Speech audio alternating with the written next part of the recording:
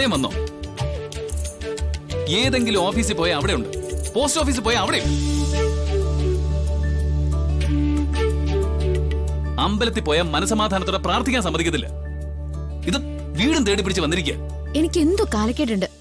അല്ലെങ്കിൽ ഇങ്ങോട്ട് തിരിഞ്ഞാലും തന്റെ മുഖം തന്നെ കാണേണ്ടി വരുമോ? തന്നെ കണ്ട അന്ന് മുതല് സ്വസ്ഥത പോയതാ മനുഷ്യന്റെ. ഇയാളുടെ സ്വസ്ഥത കളയാനായിട്ട് ഞാൻ എന്ത് ചെയ്തിട്ടാ?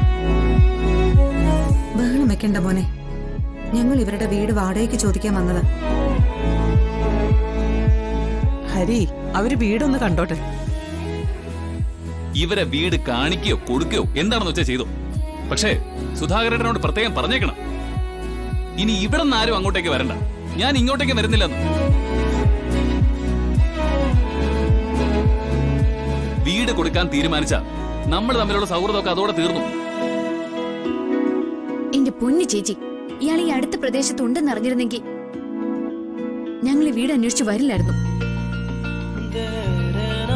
എന്തായാലും ഇയാൾ ഇത്രയ്ക്ക് പ്രശ്നം ഉണ്ടാക്കുന്ന നിലയ്ക്ക് ഞങ്ങൾക്ക് ഈ വീട് വേണ്ട. അമ്മേ വന്നേ. ആ വേഗം സ്ഥലം വിട്ടോ, അതാ നല്ലത്. ശകുനം മുടക്കി. എന്താ എന്താ വിളിച്ചേ? ശകുനം മുടക്കുന്നവരെ പിന്നെ അങ്ങനെയല്ലേ വിളിക്ക? അമ്മേ വന്നേ.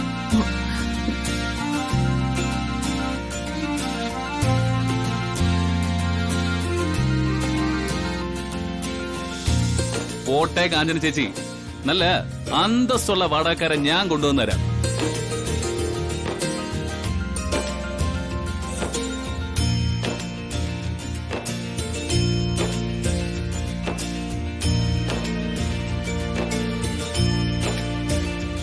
അമ്മ നോക്കിക്കോ, മിക്കവാറും ഞാൻ അയാളെ തീ വെച്ച് കൊല്ലും. നിനക്ക് വേറെ ഒരു പണിയുമില്ലേ?